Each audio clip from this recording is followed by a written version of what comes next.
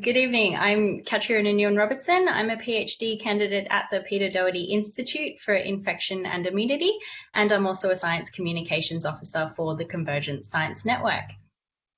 So everyone has felt the burden of the COVID-19 pandemic. Following the first case reports, the SARS-CoV-2 virus spread around the Earth on every continent except Antarctica within a matter of weeks, and it has touched everyone's lives. There are the health burdens and implications, whether you know someone who's infected or you're concerned for your loved ones and yourselves, or you've been part of the global-wide effort to flatten the curve. And there have also been great economic strains and social burdens as cities, regions, and entire countries have shut down and gone into lockdown. And indeed in Melbourne, we're in the middle of a second lockdown as we attempt to reduce our case numbers. At the beginning of the COVID-19 outbreak, relatively little was known about the SARS-CoV-2 virus, but in the past several months, we have seen international collaboration and research like never before. Researchers and clinicians have been and are still working around the clock to gain a better understanding of the virus, how it spreads, and how we can fight back with our immune system, a vaccine, and/or therapeutic drugs. It is an incredibly complex challenge to create, test, and distribute a potential vaccine and drugs, so it may take a long time. But to discuss these challenges and the future of the COVID-19 pandemic, we are joined by three world-leading experts who are researchers at the Doherty Institute working at the forefront of the response. Firstly, we have Professor Dale Godfrey, an NHMRC Senior Principal Research Fellow and the Immunology Theme Leader at the Doherty Institute, and also just so happens to be my PhD supervisor. He also contributed to the Rapid Research Information Forum chaired by Australia's Chief Scientist, Dr. Alan Finkel, reporting on the possibility of reinfection with SARS-CoV-2. We also have Professor Kantar Subbaraw, who is the Director of the WHO Collaborating Centre for Reference and Research on Influenza, who also contributed to that same report. And Kantar is a virologist and physician whose research is focused on newly emerging viral diseases of global importance, including seasonal and pandemic influenza, the severe acute respiratory syndrome, SARS, Middle East respiratory syndrome, MERS, and now COVID-19. And last but not least, we have Associate Professor Stephen Tong, who is an infectious diseases physician with the Victorian Infectious Diseases Services, and he's the co-head of the Translational and Clinical Research and Indigenous Health Cross-Cutting Disciplines at the Doherty Institute. He conducts clinical trials for infectious diseases and this year initiated the Australasian COVID-19 trial, ASCOT, which I'm sure we'll be hearing about later this evening. This is not the first pandemic in recent history, and it might not be the last, and we'll get your opinions on that. But Dale, Kantar, and Stephen will be discussing the current situation, as well as research moving forward. So welcome, thanks for joining. My first question goes to Dale. We saw a drop in the number of cases in Victoria at the end of May and early June, going down to single digits, even down to 2 or 3 at some point. But then we've jumped back up again towards the end of June and now have, at last count, I think 244 cases in Victoria. So why didn't it go away and why did it bounce back up? Well, that's a good question. Why didn't it go away? It may have. It certainly seems to have gone away in New Zealand, and that's partly because they remained in isolation long enough for the virus to have effectively have been eliminated in inverted commas. We still had a few cases cropping up here and there, and once you come out of isolation, then those few infected people have a chance to infect other people, and I think that's really what's happened. We came out of isolation a little bit too early, a little bit too vigorously, and I think many countries around the world are doing just that. And here we are back in isolation. Maybe next time we'll wait just that long enough to keep it suppressed, but that's my thoughts about the situation. Kantar or Stephen, did you have any comments on that? Well, I agree with Dale, but I do think that reintroduction of the virus is very likely to happen, even if we go further with keeping it out or, stay in isolation until the last few cases are around. We still will be at risk of additional infections with reintroduction. And so it's going to be very challenging to keep the level of contact tracing and surveillance that we will need for the foreseeable future. Yeah, and a poll has just gone live asking what your views are on a future pandemic. So if you vote on that, we can discuss that towards the end. But responding to a pandemic is, a very sort of delicate situation. There are a lot of factors to consider. Stephen, as a collaborator in the Clinical Infection Prevention pillar of APRISE, which is the Australian Partnership for Preparedness Research on Infectious Disease Emergencies, how did your team first respond to the outbreak? So it's actually really interesting that one of my colleagues, Dr. Irani Thevarajan, together with Professor Cameron Simmons, had a thought that something like this might happen in the future. And this was about 2 years ago that they set up a preparedness platform that during what we called peacetime would gradually recruit participants for studies that would investigate different kinds of emerging diseases, but with the intention that if something really big happened, that the platform was there to start collecting samples and do the research with participants.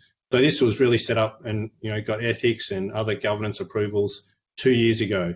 And Dr. Thevarajan's been gradually recruiting participants into that study. And then, of course, January and February hit this year. And I think pretty much the first 1 or 2 patients that presented to our hospitals in Melbourne were then recruited into her study and contributed to some of the initial scientific papers detailing the immunology underlying the immune response. And subsequently, we've been ready to therefore keep collecting samples from participants to understand the disease progression and course.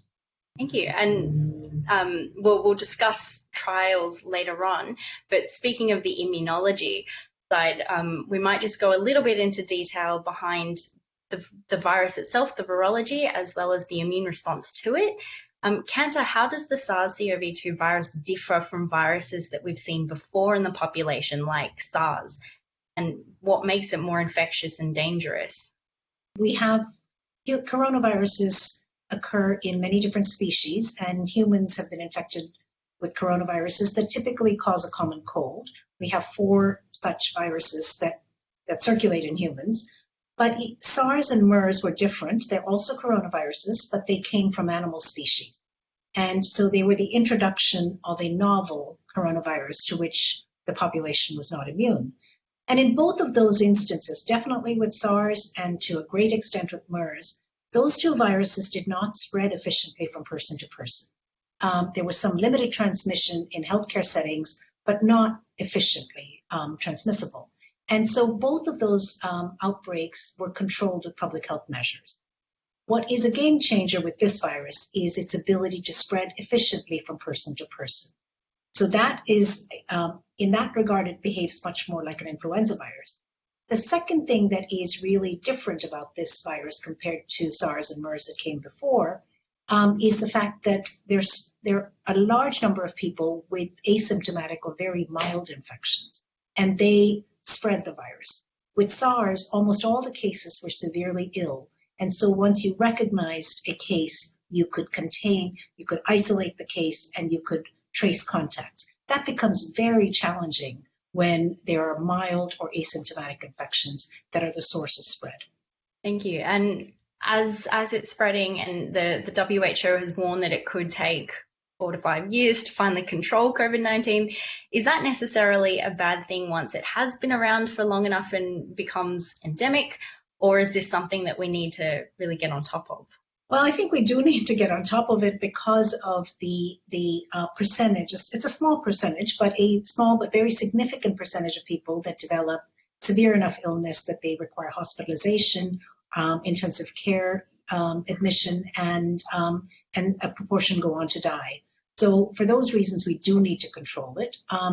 What might happen down the road, we're not sure. Whether this virus will become like the other human coronaviruses and eventually settle into causing a milder illness. We don't know that yet. In fact, we don't know if the human coronaviruses that we have that cause common colds, sometime way back in the past, emerged as a pandemic. We don't know that. Dale, my next question goes to you. What do we know so far about how the immune system is trying to clear the virus? We know that there are many different parts of the immune system that respond to the virus. We know a fair bit from our experience with previous coronavirus infections, SARS and MERS. And we know from what we can see happening in patients who've had COVID that most of the different parts of the immune system, so we've got the humoral parts, that's the antibodies, the soluble proteins that attack the virus by binding to it, they're important. And also the cellular parts, like the T lymphocytes, the killer cells and the CD4 helper cells, they also appear to be important, and they probably all contribute to overcoming this virus. But we are still learning a lot. This is a new virus, a new disease, and we still have a lot to learn. 6 months ago, this was barely on the radar. And it's been incredible how much we've actually learned in such a short amount of time. But we still really have to work out what are the most important parts of the immune system that we need to harness through vaccines or other approaches in order to tip the balance in our favour and actually, treat this virus and reduce the severity of the disease, especially in those people who suffer from severe disease. And speaking of the word balance, it's all very well to have a robust immune response, but in some cases, for some people, the immune system was going a bit overboard, creating a cytokine storm. Could you please explain what was going on in those patients and what was sort of going awry and how we might be able to prevent that excess response? So the immune system is a fairly aggressive part of our body, and it can mount a very vigorous attack at whatever it sees as a threat. You see asthma patients who have out of control immune responses that causes great distress. In severe virus infections, especially respiratory infections, the immune system can cause a lot of damage, and that comes through inflammation and vascular damage, and this is sometimes known as acute respiratory distress syndrome. It seems that in COVID, in the severe patients, that they have characteristics that are associated with an over-aggressive immune response, which is triggered by the virus. But what we end up seeing is that you have an out-of-control virus infection in the lungs and an immune response that's trying to deal with the virus. But because the immune system can be quite aggressive, you end up with a lot of inflammation and a lot of damage. And in some cases with severe COVID, that battle isn't being won by the immune system, and instead it's causing more damage than is justified. And it raises some new treatment approaches, and people may have heard about the use of corticosteroids like dexamethasone. And counterintuitively, these approaches, dexamethasone, for example, shuts down the immune response, and that appears to be able to provide some improvement in the state of severe COVID patients. So sometimes it seems that the immune system is actually doing more harm than good, and winding it back a little bit with therapies like dexamethasone may well provide an improvement for people with severe COVID. Yeah, absolutely. And we'll get into the pursuit of looking at different drugs later. Stephen, in terms of people's varying susceptibilities and the severity that they experience in terms of the disease, it appears that age, comorbidity with diseases such as cardiovascular disease or pulmonary disease play a role, as well as blood groups. Does this sort of make sense with regards to how the disease pans out in terms of pathology? Yeah, look, I think it's been fairly well appreciated from the beginning that probably the strongest predictor is age. So children and young people, even if they get infected, are very unlikely to die or get severe disease. And it's an exponential increase in the risk of severe disease the older that you get. And certainly most of the mortality that's been seen both in Australia and elsewhere has actually been in the older age groups, people from nursing homes who both are old but also have lots of other comorbidities. There's recently been a paper from the UK of about, I think, 17 million people, where they've looked at factors associated with mortality due to COVID-19. It's being a man, that's bad. It's related to age. But one thing that was really striking was it also related to ethnicity. So people of colour and black people in the UK were more likely to die from COVID than white people. And we've certainly seen striking disparities in Melbourne recently as to who's been most affected by COVID-19. And walking through our intensive care units at the Royal Melbourne Hospital, it's certainly been people from the Commission Towers, from Middle East backgrounds, from North Africa and so on, who've been in the intensive care units. So I think there's the social disparities and cultural, culturally and linguistically diverse populations are clearly at high, whatever reason that might be. So now we might go into a little bit in detail about the pursuit of a vaccine. Festina lente can be translated as make haste slowly, and I think that's an appropriate phrase when considering the development of a vaccine for COVID-19, because while researchers are hoping to successfully develop a vaccine as soon as possible, ensuring the safety and efficacy are paramount. So Cantor, on designing a vaccine, how do we go about selecting parts of the virus that we want to expose the immune system to as part of a vaccine? And do you need to consider things like accessibility and the ability to rapidly produce something when you're considering what goes into a vaccine? So I think that both of those are very important. The first step is to determine what the target of the protective immune response is. And so the coronaviruses have 4 structural proteins, so there are 4 potential major targets. And so with SARS, these experiments were done very elegantly, and they've really informed what was then done with MERS and is now being done with SARS coronavirus 2. And so what researchers did is they took each of those 4 proteins in isolation from each other and in combinations. And they tested those vaccines expressing each of the 4 proteins and combinations in animal models, and determined that the spike protein, which is the surface protein that is responsible for the virus attaching to cells, was the target of the neutralizing antibody response, which is one of the parts of the immune system, immune response, and second, that the spike protein alone was sufficient to elicit that response and be protective. So the first step is to figure out which parts of the protein of the virus should be targeted. The second important thing to know is whether people or animal models, for instance, that are infected and recover, whether they can be protected from, whether they are protected from reinfection. If you know that, and then if you can demonstrate which component of the immune system transfers that protection to a naive animal, you then know more about which arm of the immune system to target. So all of those studies were done with SARS and have really informed how people are moving forward with SARS coronavirus 2 vaccine. What we have now is a huge array of technologies into which this information can be plugged in to develop vaccine candidates. It's really important to have something that works, but then also have an ability to scale up and make it available. Yeah, for sure. And in terms of whether or not we might be able to create a universal vaccine, do you think that's possible, or are we worried that the virus might be changing similarly to influenza, for which we need a yearly vaccine? Yeah, so I don't have any fear that this will be like influenza.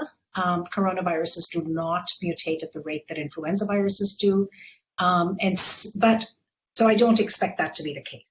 But we certainly haven't observed a coronavirus pandemic in real time, and we've also we don't have any licensed coronavirus vaccines, so we don't know what putting immune pressure on the virus will do. So we really need to watch and have active surveillance, monitor the virus, monitor how it's evolving, as it sweeps through the globe, but also once we have vaccine candidates. And Dale, when we respond to a vaccine, I read a study from King's College in London that reported that antibody responses are peaking during infection, which is great. That's what you expect. But then in some cases are dropping to undetectable levels. So is it possible that individuals are losing their immunity, and does that have implications for when we're thinking about vaccinating people? Yes, there's a couple of studies now that have looked at the antibody responses and how they change over time. We haven't had very much time to really monitor that for a start, so maybe 3 months. But there's a couple of studies that suggest the antibody responses are declining over time, at least in some people with less severe disease. That's not that unusual, that antibodies will start to wane once the infectious agent has gone away. It will be very interesting to see how that progresses over the rest of the year in patients who had COVID, and do they end up losing all of their neutralizing antibody? So neutralizing antibody is the kind of antibody that can actually neutralize the virus and stop it from being infectious. Some viruses cause lifelong immunity, like measles virus, for example.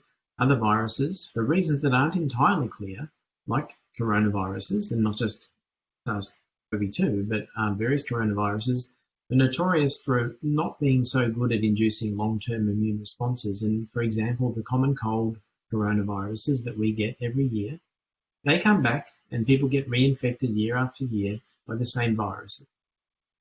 We don't really know where SARS-CoV-2 is going to fall in that spectrum. Immunity to SARS-1 and MERS lasts for, it seems, in the realm of 3 years. We're hoping that immunity to SARS-CoV-2 will last a lot longer than a year, but we just don't know.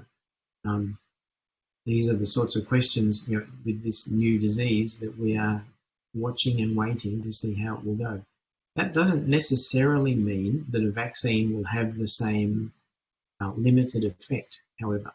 So coronaviruses are very good at suppressing immune responses. They have various abilities to evade immune responses and to dampen our ability to respond to them.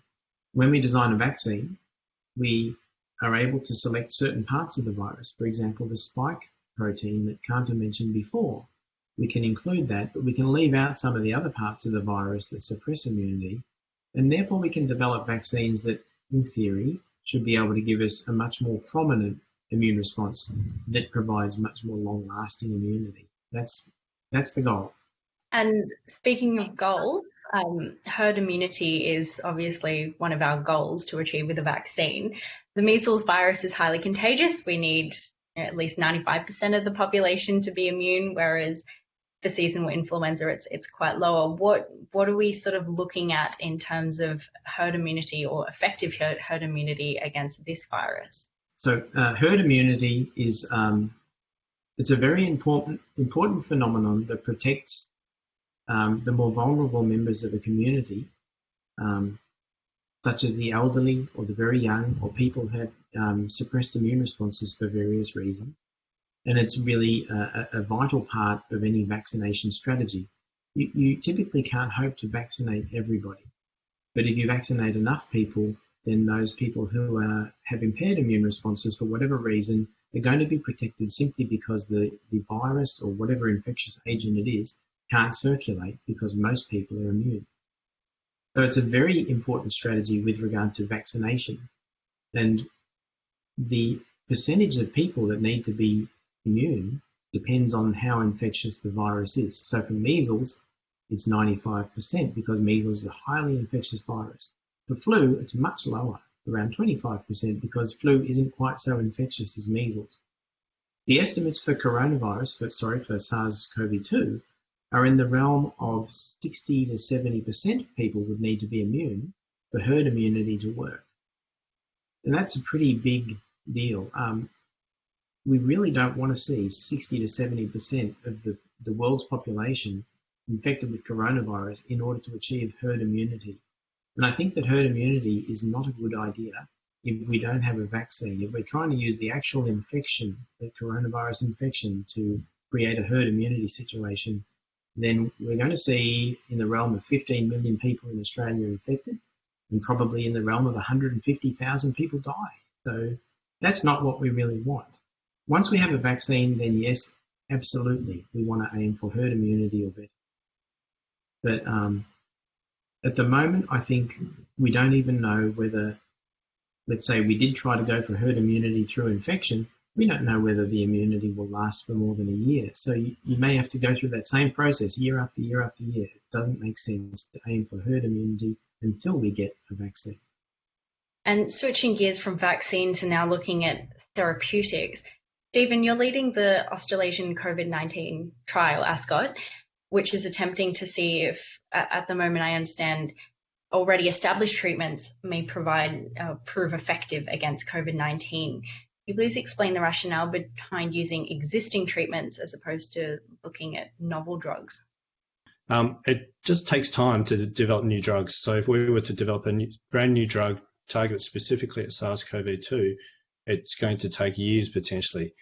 So people have been screening in laboratories, even with SARS and MERS to begin with, and now SARS-CoV-2, existing agents that have been used for other things to see whether they're active in the laboratory against SARS-CoV-2. So, for example, Kantar's lab does this, where you can take HIV medications, things like hydroxychloroquine, all kinds of other things, antiparasitics like ivermectin, and screen those through the laboratory and try and find the ones that have some in vitro laboratory activity against SARS-CoV-2. The advantage of that is, of course, those agents are already available. There's production pipelines for them, and they also have known safety profiles, be it good or bad safety profiles. But these drugs, in general, have been used by thousands or millions of people, so we have a good sense of that, and therefore can what we call repurpose them for COVID-19. And so, pretty much all the studies to date have been doing that. So, hydroxychloroquine. There's an HIV medication called lopinavir/ritonavir, things like ivermectin, even remdesivir was an existing drug that had been used for other things. It was trialled in Ebola but didn't work. But these are existing agents that, as I have known safety profile, they're available and therefore they can be quickly used in trials rather than having to wait for another 12, 18 months before trialling them. And Stephen, how do you go about designing a trial that's flexible and adaptive enough to respond to all this new information that's constantly coming to light? With great difficulty. It's probably the hardest trial that I've ever tried to run, and we're not very far into it, to be honest.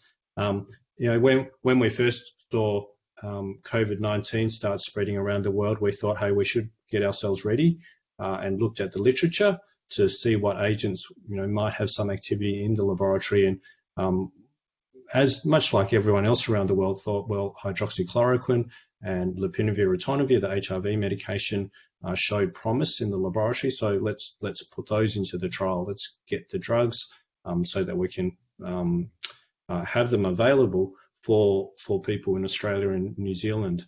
And then all our numbers dropped away due to the great public health efforts. But of course, that wasn't the case in places like the UK and the US. And so others had the same idea and were trialling these drugs. And in probably the last month or so, have gotten to results in the clinical trials for some of these medications, which then we've had to reassess, to think, well, is this still actually what would be best to include within ASCOT, particularly if overseas studies with large number of patients have shown that they probably don't work very well, and that there might be other agents which would be better. So, look, it's difficult because usually you set up a trial, you choose your agents, and you just let it run, and there's not new data on thousands of patients coming at you every day. It's almost like you wake up each morning, I check Twitter, and like, for example, this morning, and the hydroxychloroquine study from the UK, they reported a preprint. Now, that initially came out as a press release about a month ago, so it's not just even Twitter and then preprint, it's Twitter press release. And how do you then factor in having very limited data from that press release into how we decide whether to continue with that agent in our trial. So it's been difficult and continues to be. That's absolutely definitely a point that we're going to cover later, the response to information and how it's coming out. But in terms of other things that have shown promise, the BCG vaccine, which is the vaccine for tuberculosis, got a lot of attention. And Cantor, I believe you were involved in the trials for that. So could you please explain why this might help fighting off the virus or reducing COVID-19 related deaths? So this is an idea that has been around for some time, and that began with an observation that children that were vaccinated with BCG vaccine, which was designed to protect them from tuberculosis, had some what are termed off-target effects or non-specific benefits. And so they found that those children weren't dying of other causes, not just TB. And so an investigation into that has led to the term trained immunity. And so this is an idea where live vaccines, and it could be BCG, it's been shown with live typhoid vaccine, potentially with measles and so on, with other vaccines as well, that they may provide some benefit beyond the specific immunity that they're designed to elicit. So this is something that investigators here in Melbourne at MCRI, at the Royal Children's Hospital and the Murdoch Children's Research Institute were involved in studying. And so I am now involved in that study where they're vaccinating healthcare workers with BCG or a placebo to look and see whether the BCG vaccine might provide some protection against COVID-19 while we're waiting for a specific vaccine. So this would not replace a COVID-specific, SARS-CoV-2 specific vaccine, but in the interim, while we are waiting for one, whether we could get some benefit from the BCG vaccine for people that are at risk of infection. And going back to Stephen's point before, there has been a rapid fire of research papers being published during this pandemic. And some papers are merely at the preprint stage when they attract media attention, which is sort of what Stephen was alluding to. So for those of you who are not in academia, research papers published in journals are peer-reviewed. They're reviewed by researchers who are independent from the study. But a preprint paper is shared publicly prior to that review process. Could the three of you please speak to whether you've seen this in the area, or I'm guessing you have, and the impact that this has on your research? So potentially starting with Stephen in your clinical trials and then moving around. Sure, and I think the impact on research, particularly with clinical trials, is where you need to have what we call equipoise for different treatments. And what that means is that we enter into trial not knowing which treatment is better. If I knew that treatment A was way better than treatment B, there's no point in doing a trial. You give everyone treatment A. So what's important is that both the clinicians who are treating the patients, but also the patients themselves, have that equipoise. And if you lose that equipoise, it's very difficult to run a trial, even if the loss of that equipoise is due to, a press release or President Trump tweeting about hydroxychloroquine. So it might be that someone comes into the hospital with COVID-19 and we say, well, let's do a trial. The available agents are hydroxychloroquine or Kaletra, let's say. But if everyone thinks that either everyone should go on to hydroxychloroquine or everyone shouldn't go on to hydroxychloroquine, suddenly you've lost that equipoise. And so that kind of communication actually is very important to the community as well as to the treating clinicians. And so you might design the best trial in the world and have actual true equipoise on the part of the clinicians, but if the community at large no longer has equipoise, and certainly in the United States everything's been incredibly politicized, it does make recruiting into such trials very difficult. I guess one example of what you're alluding to is with this rapid publication of results, there was a study on hydroxychloroquine that was published in The Lancet, and it looked like an amazing study. They had 100,000 or so patients with COVID-19 from all around the world. And in this large data set from all the continents across the world, patients who received hydroxychloroquine were more likely to die. And certainly then, of course, people wouldn't want to go into hydroxychloroquine. But it ended up that despite having gone through peer review, being published in the Lancet as a highly reputable and prestigious journal, that all this data was fabricated. It looks like there was a company that had made up the data and hadn't actually hadn't done the right things ethically in collecting anything at all. It was all fraudulent, and the paper subsequently was retracted, but only after post-publication review. So it was really, people on Twitter started saying, hey, how did they find these 100,000 patients? Is this true? As to various aspects of the tables, that this came to light, and letters were written to the journal. And this was actually, to me, an incredible example of where something like Twitter and social media in a post-publication review was actually much more stringent and much more powerful than our existing peer review processes. And that's not to say we shouldn't be doing peer review, but it was an example where I think peer review did fail us, and where subsequent social media came to the rescue, you could say.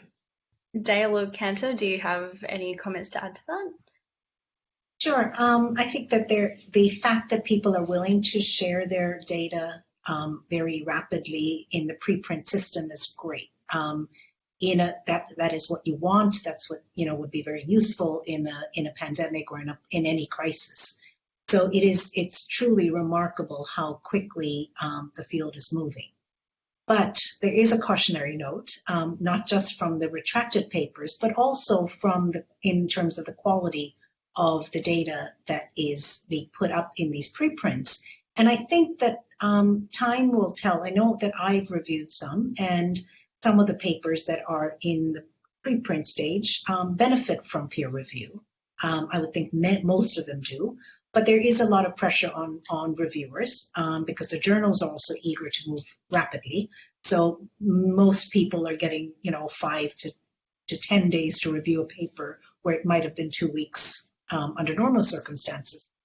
So I think that we are probably paying a price for this rapidity. And I think when all of this is over and the dust settles, I think it'll be really interesting to look back and see what proportion of the papers that were in preprint form got published, and what proportion of those findings stood the test of time.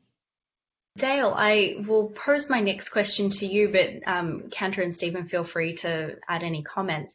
We've seen considerable collaboration across Melbourne, Australia, and internationally in the COVID-19 research effort, and I know the Doherty Institute has been forefront in a lot of this. Do you think that there's been more collaboration and teamwork between different research groups brought about in light of the pandemic, and do you think this is going to continue? Well, so yes, I'll actually try and answer a bit of the previous question in the context of this question. It typically takes a few months to go from having a good data set to getting a peer-reviewed publication out there.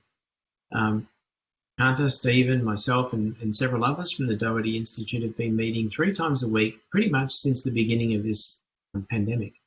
And for a long time, all we were talking about was, well, not all, but much of what we were talking about was the data that was coming in from the preprints that were being put online. And that gave us some ideas about what's going on. There are certainly pros and cons with the non-peer-reviewed data that gets put online. Some of the data ends up being a bit of a misleading venture, and you have to be quite critical about how you look at it. But other data ends up being, really valuable early insight into what's ultimately going to be important developments in our understanding of the disease. And we see many of the papers that were published before they were peer-reviewed, and they come out and they're roughly the same. And we've had the great advantage of seeing these a couple of months ahead. So that's a big plus, and that's because everybody has a sense that we need to share the information as much as we possibly can, because this is a big problem. And so it is really bringing out the best in, I think, the collaborative sense of scientists around the world. People are talking and much more open and prepared to share their data once they're confident enough that it is shareable, that it stands up. For example, I'm one of about 20 different people that join in on a twice weekly call, the Global Virus Network. And this is a group of people from all around the world. And every 2 weeks we get together on a Zoom meeting and discuss what's the latest things going on in our different areas of research in our different countries. And essentially just try to give people as much insight as we can into the different developments that are underway, all for the purpose of getting the most out of the worldwide research effort. So I think, yes, the collaborative effort is really a very positive thing that is happening at the moment with COVID. And I'd like to think that it will extend beyond COVID and will be applied to other problems. And there are many other problems that we've got to face that we might have forgotten about for the moment because COVID is so front and centre. But many other diseases that could really benefit from this worldwide collaborative effort. So my hope is that, yes, the answer is that we will improve our collaborative approach to all sorts of problems that we can deal with. Speaking about collaboration, a lot of collaboration and networking goes on in conferences, particularly international conferences. And I'm guessing the three of you would have been impacted by the cancellation of various conferences this year. Do you think that this might be the end of conferences and networking and handshakes as we know it? Yeah, it's certainly at the moment where we're not gathering in large gatherings. It's hard to foresee when we will be able to go back to what we previously had before. I think the new normal is really a new normal that will just have to persist until we have something like a vaccine and can really have that herd immunity that Dale was talking about, but through a vaccine. It's just not going to be safe, I think, for such large gatherings at the moment. But there are other ways to collaborate, and we're all used to doing a lot more Zoom now. There's a lot of conferences. There's been a large conference for the International AIDS Society with a COVID-19 specific aspect of that's been heavily attended. I think in this last 4 or 5 months, I've got so many more phone numbers in my phone now of people that I've been talking to on the phone. We in our study with Ascot, obviously the numbers in Australia up until the last 2 weeks or so haven't been very large, so it's been very difficult to recruit into it. So we've looked for international collaborators, and I'm now on a phone call almost daily to a collaborator who works with people in India, so that we could potentially look at opening sites in India for Ascot. So I think you get around it, and there's just different ways to collaborate. You don't necessarily have to be at the same conference together all the time. Certainly, travel. I've seen how much less I travel than I used to. And you're right. Stephen's right. Zoom has taken the place of a lot of interactions. But I think that it's hard to get the networking in a larger scientific community without some face-to-face meetings. So I think that once travel becomes possible, we will probably go back to some of those. I think a lot of conferences that were scheduled for this year have turned into either virtual conferences, and the International Congress of Virology that's coming up in October in South Korea is going to be a hybrid where the local people will attend in person and the international speakers will be online. So I must say, having moved here from the US a few years ago, that the one problem with the web-based meetings is that they happen in the middle of the night for us in Australia, for the most part. So it really hurts to sort of burn the candle at both ends, have to work all day and then stay up half the night to attend conferences. Absolutely. And that's why it's amazing that some people watching, I think, are in Europe. So thanks for tuning in with the time zone differences. And my last panel too that I want to get each of your opinions on is looking at how we're preparing for the next pandemic. So is there a way to sort of set up some more general research or trials and things like that are applicable to basically anything that emerges? So maybe we'll start with Dale, working in a lab that's predominantly focused on more basic immunology. How are we sort of preparing for anything that comes up? Well, I think that we're learning a lot about how to handle a pandemic on the fly.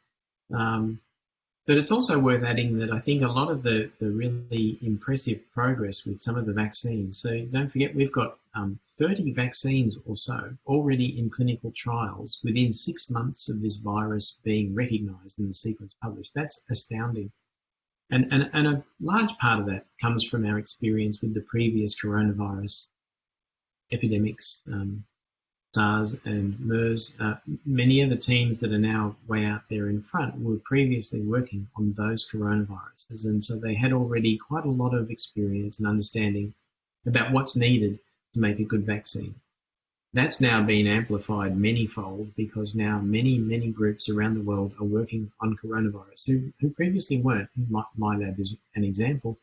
And I think that the worldwide effort of everybody working together to come up with the best approach, and we don't know what the best approach will be, but many people are trying many approaches and there's a lot of redundancy there, but I think that's what we need. But this is ultimately going to lead to the absolute best that we can do to deal with this pandemic, and I think we'll be far better placed to handle the next one, whatever that might be.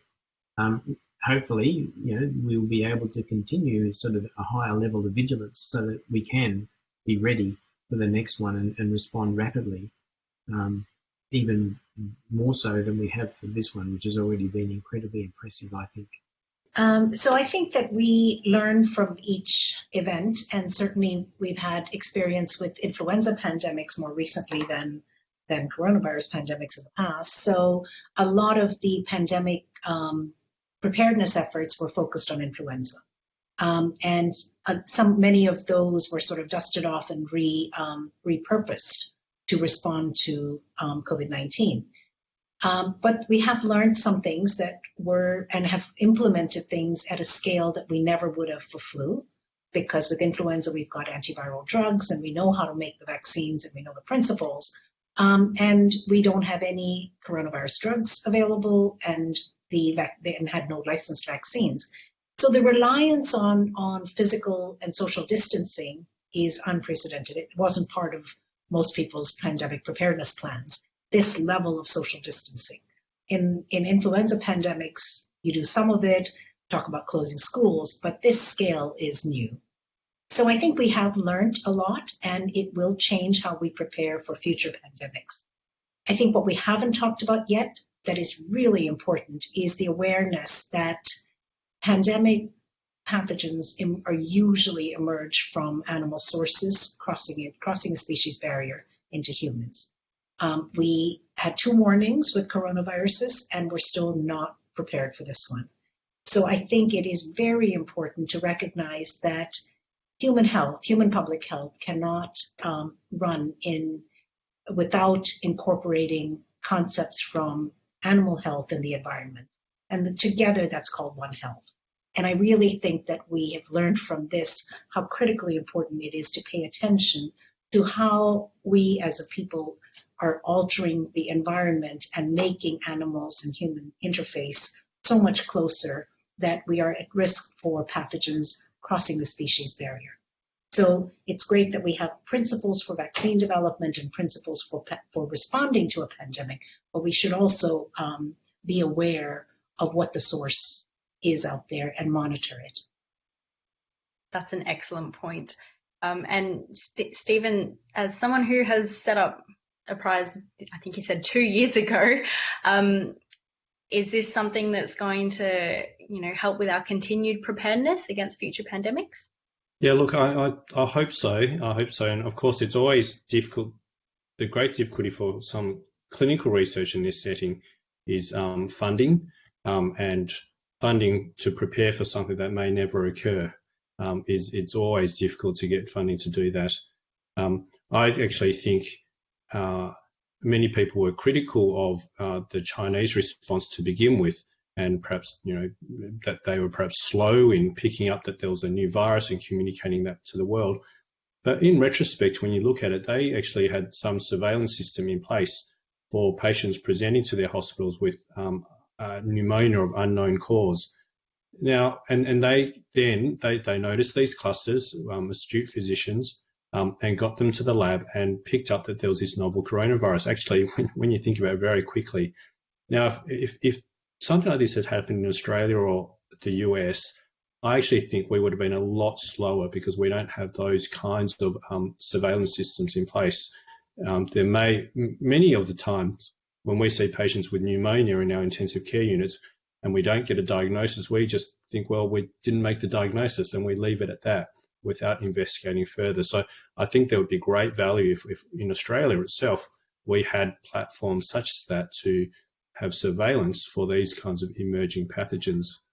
And maybe touching on that, when you think about criticisms of China, they ended up having 83 or so thousand cases. Now the US is going to have 83,000 cases per day very soon. So it's almost a China every day happening in the United States at the moment. I guess the other preparedness issue is for, in my sphere, clinical trials, so that we're not just throwing random treatments like things like hydroxychloroquine again at patients without building the evidence base to see if it works. There's been maybe 13.5 million cases or notified cases now in the world of COVID-19, and I reckon there's been maybe 10,000 and at most 20,000 patients who've actually been entered into clinical trials. And it's through clinical trials that you actually learn what's going to work and what's not going to work. So that's a minuscule portion of the number of patients who've had the infection have been able to contribute to the next 10,000 patients for us to know how better to treat them. So we actually need, I think, frameworks that allow us to either have in place already or be able to rapidly upscale, getting through things like ethics and governance, and have the capacity to run these kinds of clinical trials.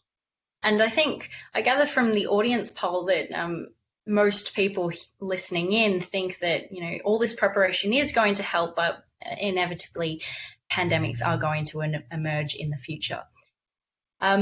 We have a question from Steve Gibbs, and it kind of links in with our other poll. Most people seem to think that a vaccine is our best option in terms of fighting this SARS-CoV-2 infection. So Steve's question is, if we have an effective vaccine available tomorrow, how long do you think it would take to vaccinate people globally to bring us back to a pre-COVID normal? So maybe Stephen, is someone who's sort of more on the clinical side, what do you think? I'm sure Kanta will speak to this as well, but it's going to still take a lot of effort. If you think that there's 7 billion people in the world, and only, as far as we know at the moment, maybe 13.5 million have been infected, although it's probably in reality 10 times that. But even then, it's 1% maybe of the population has been infected. So to get the vaccine out to the other 7 billion is going to be an enormous, enormous effort. Even if we have a vaccine which we know works and we can, get it into people tomorrow, to upscale and to distribute and administer will take an enormous logistical feat. That's not even, considering vaccine hesitancy, which has raised its head as well.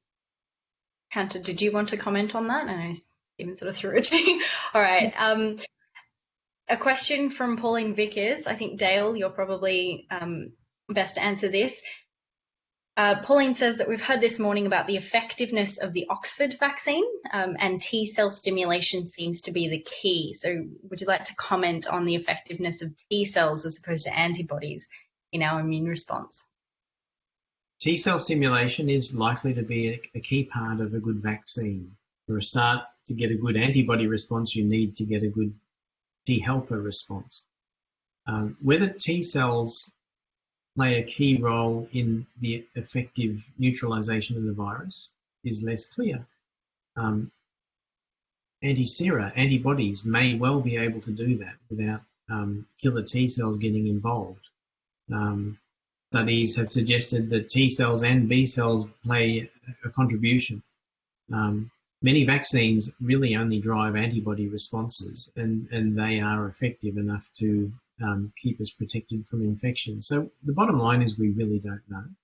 And I think that's one of the good things we have. As I mentioned earlier, there's about 200 vaccines in production and about 30 in clinical trials, and they cover the whole range, from very simple vaccines that might only stimulate a B cell response and antibodies right through to vaccines that are essentially the whole virus that's inactivated.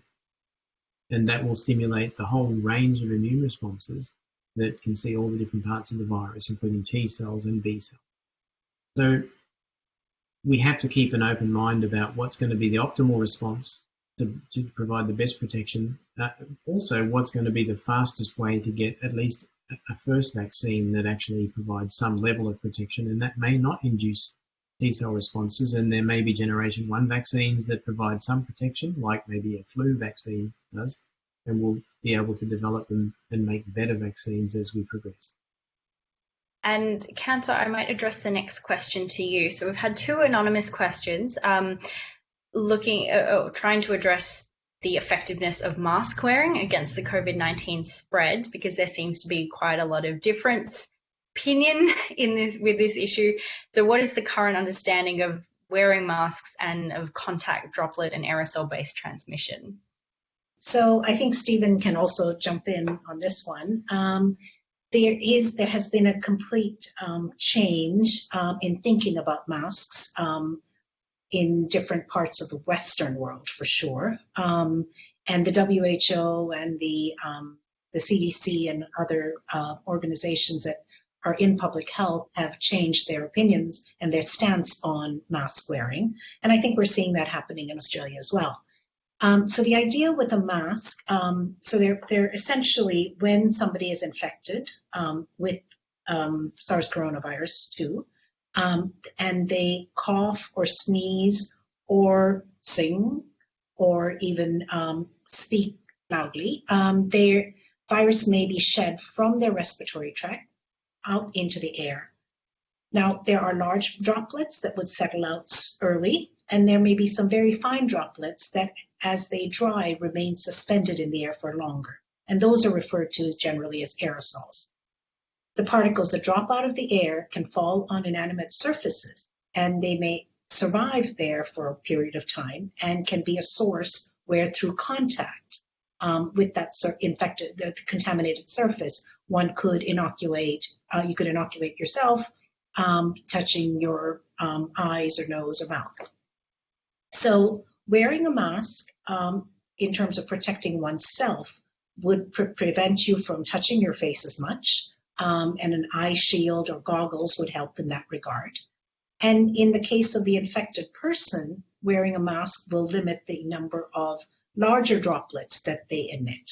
The very tiny aerosols would go through a surgical mask, but there are other masks and other respirators that can filter those out.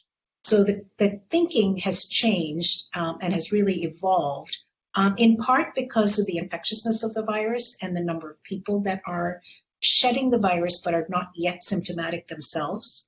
And that has led to a change where there's more and more universal recommendation for people to wear some sort of a face covering when they are in a public place, when they cannot ensure distance. So the optimal approach is to keep your distance, but obviously in life you may need to take public transport, you have to go out for grocery shopping. So when you're unable to do that, a mask is being recommended.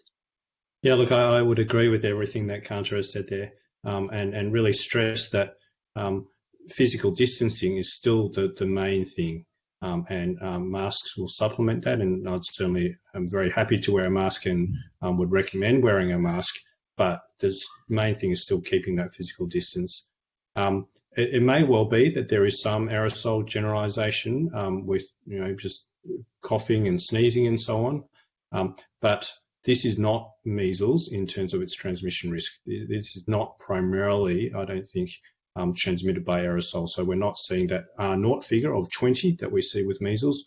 I think in general we still believe that the R0, so how many additional people get infected from each one infected person, still sits around that 2 or 3 mark.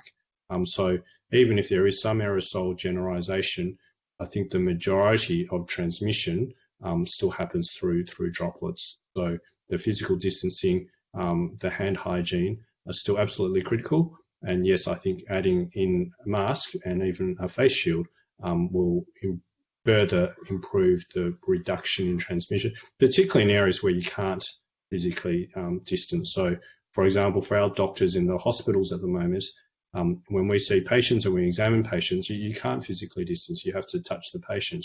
And so in those settings, it absolutely makes sense to be wearing a mask. Absolutely.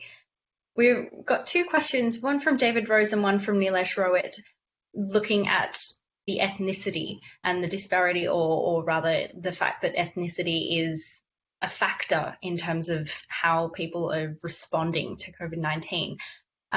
Is it ethnicity that's the issue, or is it poverty and social deprivation that goes with it? And the second part of the question is whether it could be genetic MHC differences among those different ethnic groups, like the smallpox susceptibility of native populations during European settlement.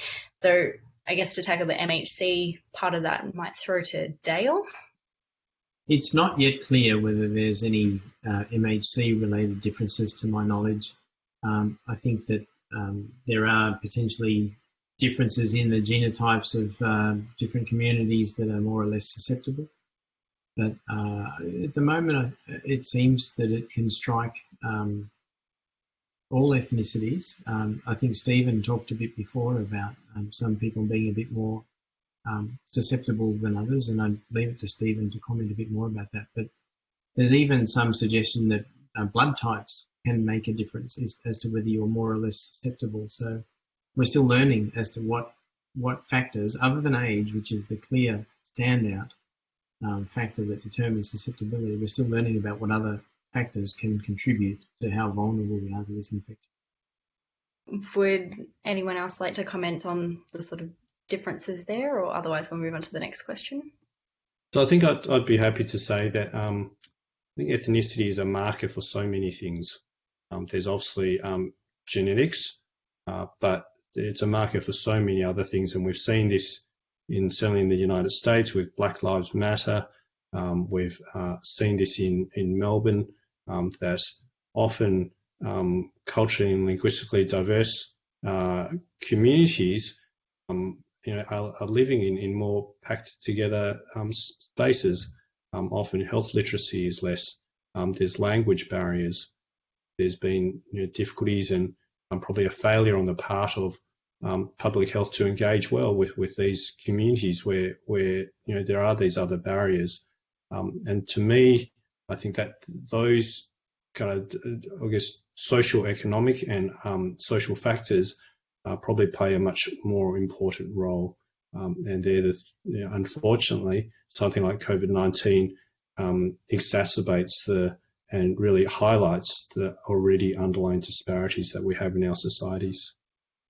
And Stephen, I might get you to answer or address the next question as well. So from Ross Gledow and Lisa Ellen Aspland, they're asking about the other effects. So we've talked about COVID-19 sort of being a respiratory disease, but what about the neurological effects? And there also might be, kidney damage and things like that. So is there an emerging consensus that this isn't just a respiratory disease, it might also be a vascular disease or neurological disease? I have not had any direct clinical experience of these other manifestations, but certainly reports from overseas where there's a lot more cases, a certain proportion of those cases, there does seem to be, I guess you could call it a multi-system disease. It's not just the lungs. And there have been reports of increased risk of stroke in New York. There's been the reports of that multi-system inflammatory Kawasaki-like syndrome in children. And yeah, so as I say, we haven't seen a lot of this in Australia yet, but I suspect that's because of the small numbers in comparison to elsewhere, and I've got no reason to really disbelieve what I've read elsewhere. Certainly one of the manifestations seems to be an increased risk for blood clots, and that may well be related to the inflammation of the blood vessels, the endotheliitis that seems to be present in some clinical cases as well. Cantor, Jose Gomez asks, there have been several pandemics in the past. Did one evolve to be more deadly, and can or will this one evolve? As someone who's had experience with influenza in particular, do you have any thoughts on that? Certainly in the case of influenza, and up until, recently, we've always said that the influenza pandemic of 1918-1919 was the biggest single infectious disease event of the last century. And in the influenza pandemic of 1918-1919, the estimates are between 20 and 50 million people died worldwide. So the COVID-19 pandemic is something that certainly has spread very rapidly around the world and has caused enormous amounts of morbidity, mortality, and economic impact. But the scale in terms of mortality is not quite in the same ballpark right now as the 1918 pandemic, and I certainly hope it stays that way. The subsequent influenza pandemics that happened in 1957, 1968, and 2009 caused pandemics. They certainly spread around the world, caused a lot of disease, but the mortality associated with each of those pandemics did actually decrease. And the 2009 pandemic, in fact,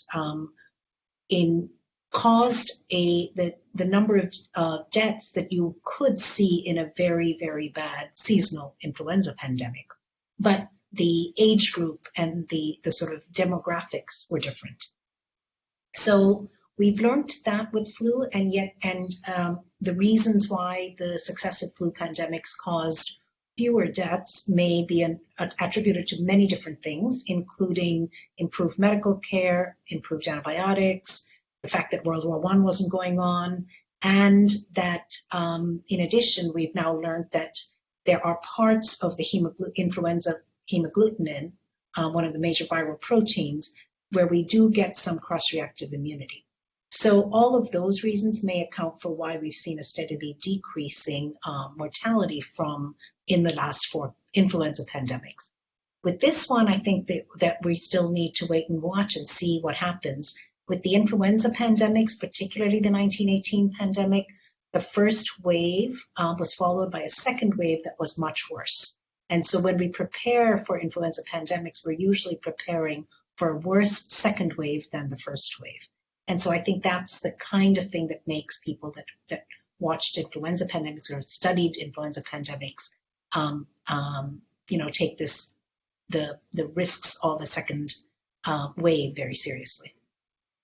And Cantor, another question to you. Do the numbers of cases in Australia we see, do they correlate to an increase in testing, and are they correlating to a typical flu season that we would see? I haven't actually compared it to a typical flu season. Last year we had a very severe flu season. We had a very unusual flu season where we had a very early start and a very long season with a lot of morbidity. But I think that in a typical flu season, as I recall, we might see about 3,000 deaths in Australia. And so I think that we're currently still sort of running below that for COVID-19. But this epidemic, this pandemic is really, it's too early to say if we're out of the woods with it. But Stephen may want to comment further.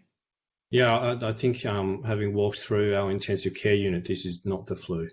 I've not walked through it, and we're not that hard hit, to be honest. It's tough at the moment, but compared to overseas, we're not that hard hit. But I've not walked through an intensive care unit where we walk from one pod to the next, and the intensivist says, okay, here's our next COVID patient, here's our next one, and we have 10 in a row. But we're not nearly like what's happened in the US or in Italy, where people had to ration the use of ventilators because their intensive care units were filled, and they didn't have any sufficient numbers of ventilators to look after the people that needed to go on them. And they had to say, people over the age of 65 or 70, they're just not going to go on a ventilator because we want to save those who are aged less than 65. And we're not at that stage at the moment, but this bottom line, this is not the flu. Yini asks, and I think potentially this might be one for Cantor, there's been a study done by Oxford University where they've found that the age of the virus in Europe predates the one found in China. What are your thoughts on that? So I've seen that in the lay press, but I haven't seen the paper, so I really can't comment. That is fair enough. But speaking of different strains, there was another question asking why different countries have viruses that evolve into different strains. So I think this doesn't necessarily have to stick to SARS-CoV-2, but wouldn't all infected groups the same probability of the virus evolving into the same or similar strain? So what basically the question is getting at, what's the difference between countries that potentially makes viruses evolve differently? So there are two factors that come into play. One is the nature of the genetic material of the virus. So coronaviruses are RNA-containing viruses. And when the RNA of the virus is copied to make progeny or daughter viruses, the polymerase, the enzyme that makes the copies, does not have proofreading capability. So mistakes are made at a higher rate than with DNA viruses, and those errors cannot be corrected. So RNA viruses in general have a higher error rate. So that's one part of how viruses mutate. The second component of how coronaviruses, for instance, change is by recombining their genomes. And so two coronaviruses can exchange parts of their genomes so that a coronavirus can acquire a new property by picking up a piece of another coronavirus genome. And we think that is what happens in nature for these zoonotic, these animal coronaviruses to cross into people, to gain the ability to infect humans. So that's the virus side. On the host side, when there's host immune pressure, the virus can evolve to escape it.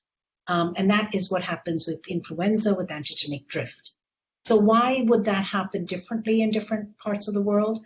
So for instance, if you have a virus that enters a population and happens to spread, it can become the dominant strain because of what's called a founder effect, where it's the first one there and it spreads.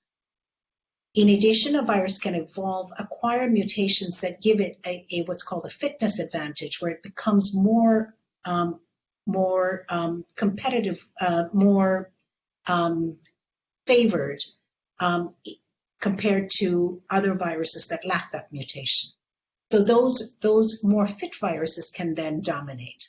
So some of it is stochastic, some of it is chance, some of it is because of the RNA genome that makes mistakes and cannot correct them. And there's also host characteristics. So if there is a host immune response that drives, whether it's antibody or a cellular immune response that drives the virus to change, that can happen differently in different populations.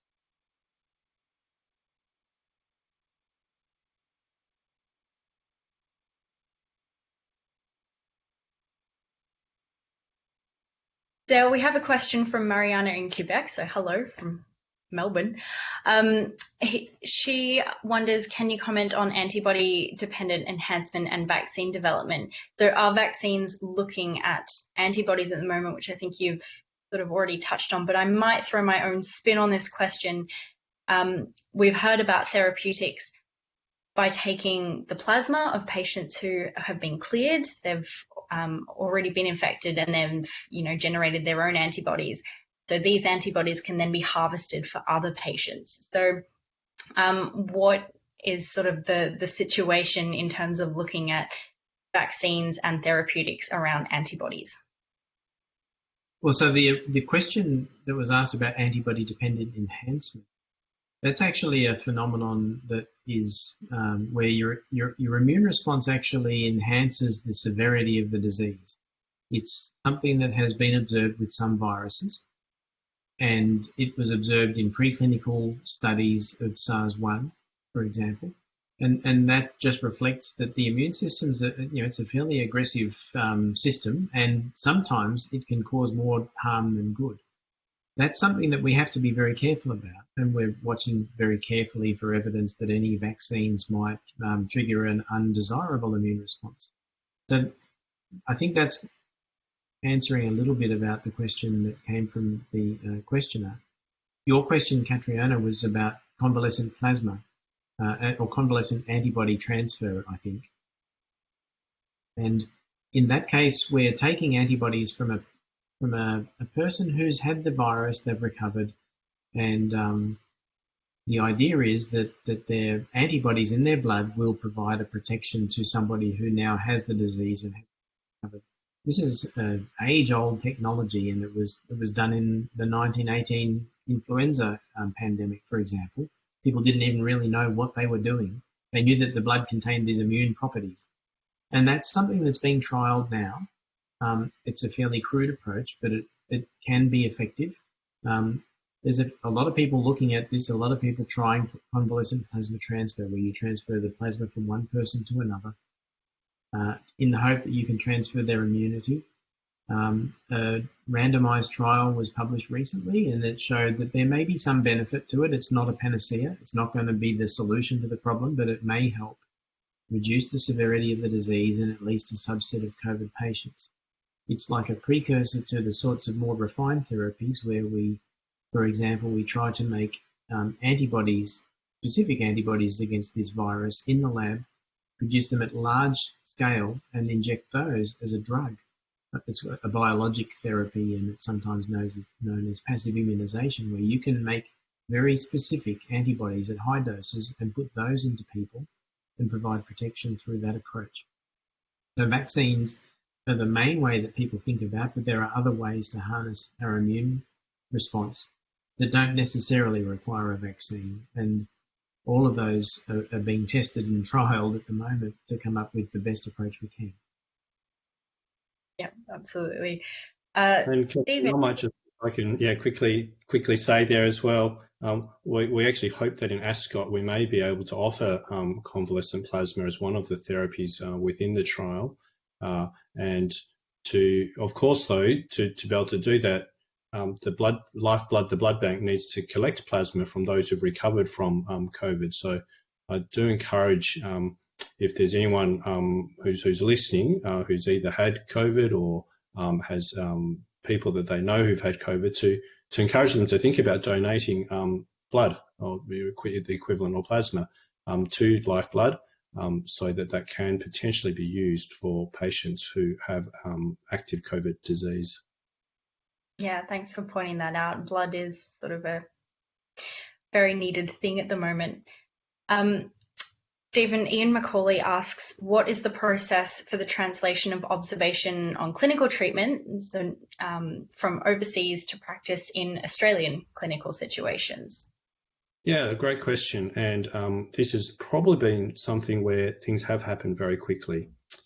So through either press release or preprints, we do hear about the results of trials from overseas. For example, Dale mentioned dexamethasone or corticosteroids before. And there was a large study in the UK called the Recovery Study, which had a press release, it's probably several weeks to a month ago now, saying that dexamethasone reduced mortality, particularly in patients towards the later end of disease and who needed to be ventilated. And basically, once that press release came out, in the UK at least, that became national practice across all their hospitals, that patients would receive dexamethasone. And very quickly, we've adopted that as well. So almost all patients that are coming through in Victoria at the moment, if they satisfy the criteria for patients who benefited within this recovery trial for dexamethasone, are getting dexamethasone. So again, as we walk through the intensive care unit, that was a question we were asking of every single patient. Is this patient, should this patient be on dexamethasone? And if the answer is yes, we would make sure that they were. And similarly with remdesivir, which is the antiviral treatment that's been shown to reduce the or improve clinical recovery, we now have access, somewhat limited in Australia, but certainly patients who qualify for that are getting remdesivir as well. We also received a question regarding the case fatality ratios, which is the number of deaths in relation to the number of cases. And countries around the world have been reporting very different case fatality ratios. What influences this difference? There's both issues with, I think, the numerator and the denominator. So where there's a lot of testing and we're picking up early disease and patients who may be, even just mildly or even asymptomatic, obviously that will grow the denominator and include patients who don't get very sick. So in those cases, just because you're testing a lot more, you will see that the case or infection fatality rate is low. Whereas if you're in an area where there's a lot of virus circulating and the only people who are getting tested are those who are presenting to the hospital system, so they're already quite sick, then you will see that of those tested, many more will die. So the mortality rate will be higher. The other things that will impact upon mortality rates, of course, will also be the capacity of your healthcare system. So if you don't have, doctors or nurses to care for these patients, if you don't have beds where they can be ventilated, then the mortality rate will rise. So that's that numerator. So when you combine those two things, that will mean that depending on how much testing is occurring, how early you pick up the infection, and also on the capacity of your healthcare system to look after these patients, will have major bearings on that fatality ratio. Yeah. So this one, Kanta, I think is for you because it's based on a comment that you made. Would reducing meat consumption be a good thing for both avoiding future pandemics of zoonotic origin, but also for general health and reducing our carbon footprint? So I think I'm not sure I'm going that far. What I am comfortable saying is that having live animal markets with wild animals in close proximity with a number of different species and a lot of people walking through is not a good idea. We've seen that with avian influenza. We've seen it with SARS. And so trying to limit the amount of mixing with live wild animals and live animals and humans is something that would be preferable. Of course, there is the question about, aside from live animal markets, we've certainly over the last few decades really changed the way agriculture is done. So we have massive poultry farms and massive pig farms and so on. So in that sense, again, there is an effect on amplifying any novel pathogen. So I think that those things, are related to what I said, and those are areas of great concern. I'm not sure that I'm advocating that people stop eating meat, because I think that is a very complex question that has to do with the amount of protein that is necessary to feed 7 billion people. But there certainly has been a change in how we do agriculture and more change needed in terms of these animal-human interface issues. I'm not sure who is best to ask this, but why do we need to do an invasive nose swab when, if it spreads so quickly, why can't we just spit into a cup? I can try and answer that. So there have been a number of studies which have been done that have compared the detection rate, or what we call the sensitivity, based on whether you take a nasopharyngeal swab, which is that more invasive one that goes to the back of the nose, compared to saliva. And saliva is okay, but it's not as sensitive. It doesn't detect it to the same degree. So it's maybe 80 to 90% as good as the nasopharyngeal swab. So where we're in cases where we really want to detect as many cases as possible, the nasopharyngeal swab is still the way to go. I'm wondering whether that question was asked by someone who's had it done and wasn't particularly fond of the nose jab. I don't think any. Another question, what advice do you have for people who currently have a heart condition or cardiovascular disease? And what does the research say about the link between CVD and coronavirus? I'm wondering if this one's for Stephen as well. Sure, look, I think we all need to be careful about getting coronavirus, but particularly those who have underlying medical conditions are at higher risk for developing severe disease. So take care, physical distancing, hand hygiene, masks, they're still the things to do. Early on, there was a bit of discussion around the ACE inhibitors and the angiotensin 2 receptor blockers. So these are antihypertensive medications that may have some interaction with the ACE2 receptor by which the virus gets into cells. But as far as I know, the studies that have been done today, which have been observational studies, have not shown either an increased or decreased risk or severity depending on whether you're on those agents or not. So there's no need to change whether you're on those kinds of ACE inhibitors or AR2 blockers. Yeah, and I think a final question that we might end on comes from Robin Slattery, and it's more regarding lockdown measures. So feel free to comment as much as you're comfortable with, because this is sort of getting more into policy as well in a way. So how do you as scientists raise awareness within the lay community about how to eradicate and how to avoid reinfection from overseas when returning to Australia, imposing these sort of strict quarantine measures? I think it's about good communication, isn't it? It's about trying to communicate why such measures might be necessary and how they might help, and that I think overall, if we can get this current outbreak under control, the more quickly we are able to do that, the more quickly we can go back to somewhat the new normal and open things up a little bit more. It is a big price to pay, but to me, it's probably the only way that we can actually get back to some semblance of normal. I would just add that I think this is a very difficult issue. I think many of us think that we should stay in isolation until the virus cases have dropped to 0 for 2 weeks, and essentially that's what New Zealand did. And they have essentially elimination at the moment, and as long as they can maintain their borders, then they're okay. You can see the temptation when the virus cases have dropped down to near 0 levels, or they've been at 0 for a few days, that people want to relax the conditions, and there's all kinds of reasons why they want to, and that's also understandable. But we're seeing, at least in Melbourne now, what happens if you relax those lockdown conditions a bit too early.